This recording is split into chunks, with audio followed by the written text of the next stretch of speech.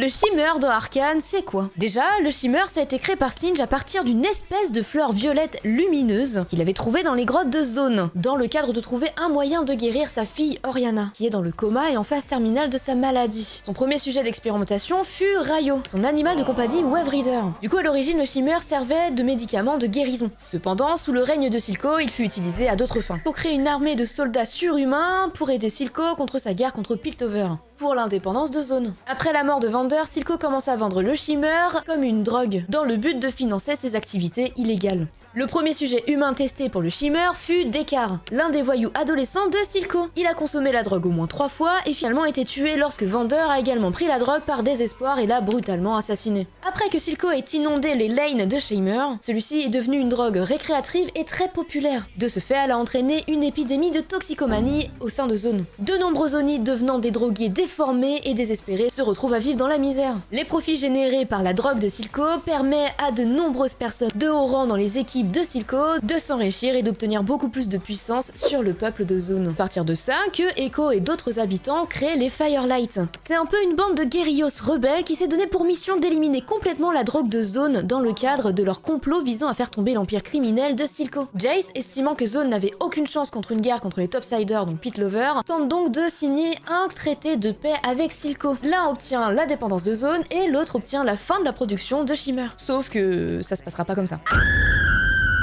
En petite quantité, le shimmer peut accélérer le processus de guérison et améliorer la constitution physique de l'utilisateur.